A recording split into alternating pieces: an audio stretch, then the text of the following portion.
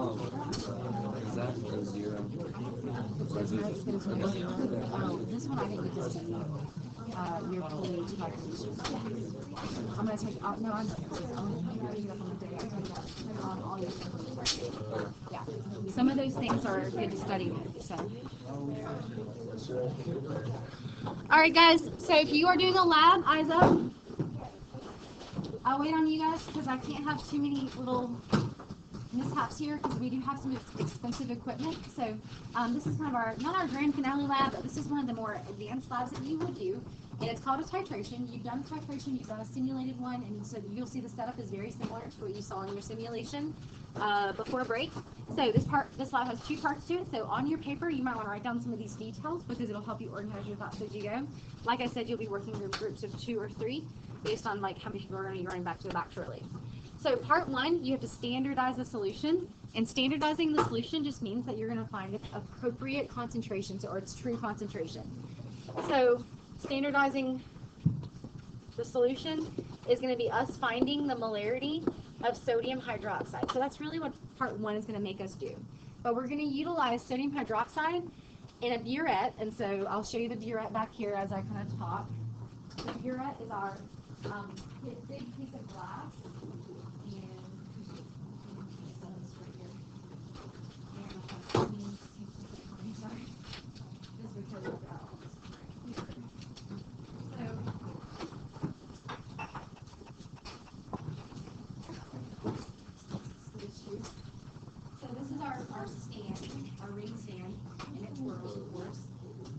Our burette clamp, and what you do is you pinch the sides of the burette clamp in order to obtain the burette out of it, but you always hold on to the glass first, because as you pinch this you can pull it out. So this is our like $40 or $50 piece of glassware here, and this is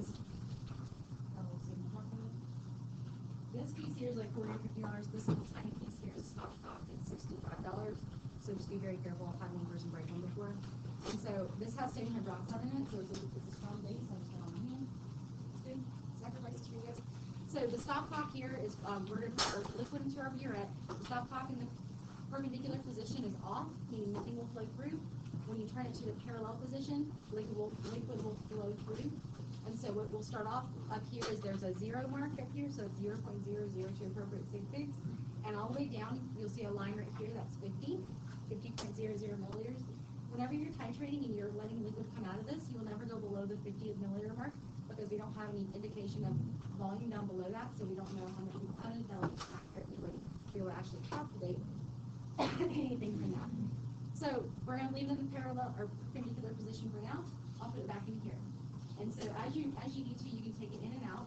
Whenever you fill it up, you're not going to reach to the top and fill it up. You're going to take it out and fill it up right in front of your face, because I want you to spill sodium hydroxide on your face. I like you guys' eyebrows. I'm sure you do too. You don't want to destroy those. And so that's how we're going to kind of utilize our burette.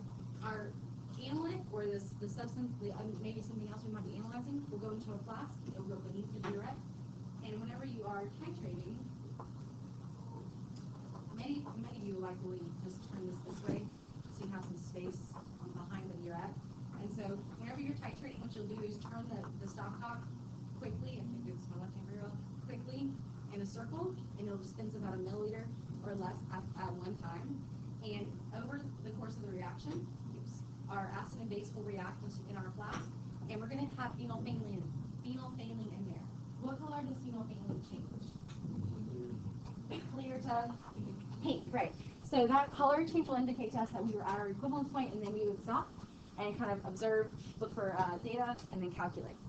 The very first part, though, which is requiring us to standardize the sodium hydroxide, we have to use this guy called KHP, potassium hydrogen phthalate. It's not P for potassium, it's P for phthalate, right? It's 204.23 grams per mole.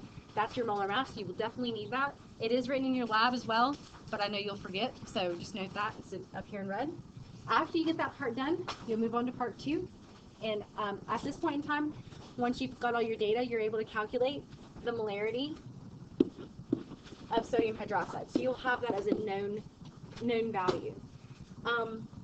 Whenever you move on to part 2, you'll use this same molarity of sodium hydroxide, and you'll then use that to find the acetic acid molarity of the second reaction. So you have to write down your balanced chemical equations. You must know your mole-mole ratios. And then you'll do your titrations just like you guys did on your simulation, or if you have your notes from titrations, you could just utilize that as well. So basically there's just 2 math problems along with us understanding how the equivalence point is indicated by the indicator and how we can use the data points from our urettes to find the concentration. So those are the 2 parts. What you'll see is that it's really quite easy to overshoot. It's really easy to overshoot. We want a really faint, like Barbie pink, like really light pink here. Even if like over to this darker pink color, it's not necessarily good. That's overshooting, which would cause would skew our data and cause error. A bright hot pink is a no good. That would be an overshot titration. So then we would have to redo that. But you're looking for this kind of really bland pink color. And as you guys are walking around and kind of getting started in the lab, I'm going to mask out the KHP for you. And you guys will just have your goggles on. You'll open up your lab notebook to your perfect lab, kind of look at things and get all your equipment out, and you're good to go. I will have to yell at you one more time back there to kind of help you get set up. But other than that, take groups of 3, go to labs. If you are working on stuff for me, please get started. Give me 1 second, Corinne. Something.